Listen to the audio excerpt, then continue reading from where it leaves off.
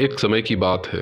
दो मेंढक किसी गड्ढे में गिर गए और बहुत ही कोशिश करने लगे बाहर आने को। जब वे कोशिश करने लगे बाहर आने को, आसपास के कई सारे मेंढक इकट्ठे हो गए और देखने लगे कि भला हो क्या रहा है।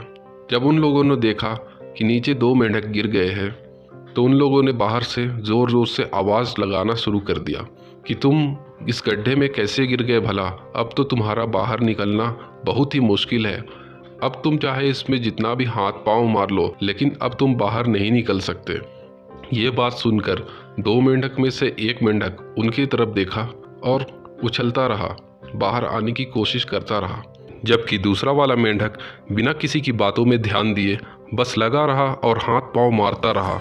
और बाकी मेंढक भी चिल्लाते रहे कि नहीं आ सकते तुम, ये मेहनत करना छोड़ दो, बेकार है तुम्हारा मेहनत करना। तो उसमें से पहला मेंढक जो नीचे गड्ढे में गिरा हुआ था, वो उन सब की बात को सुन करके हाथ पांव मारना छोड़ दिया और चुपचाप नीचे बैठ गया, जबकि दूसरा वाला मेंढक उन सब की बात पर ध्यान दिया ही नहीं और चुपचाप बस अपने बाहर आने की कोशिश में लगा रहा।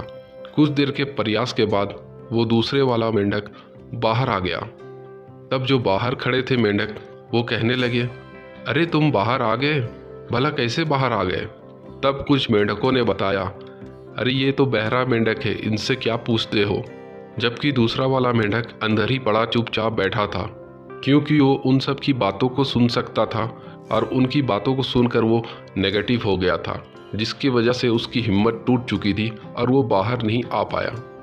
जबकि दूसरा मेंढक सुन नहीं सकता था, इस वजह से किसी की बात सुना ही नहीं और वो अपनी शक्ति लगाता रहा और वो बाहर आ गया। फ्रेंड्स, हमारे आसपास में भी ऐसे बहुत सारे लोग रहते हैं जो हमें नेगेटिव थॉट्स देते रहते हैं, हमें नेगेटिव करते रहते हैं और हमें हमारे लक्ष्य से भटकाते रहते हैं। और उन सब की बातों को सुनकर हम अपने लक्ष्य से भटक जाते हैं, या तो अधूरे रास्ते में ही उसे छोड़ देते हैं या तो वो काम शुरू करते ही नहीं।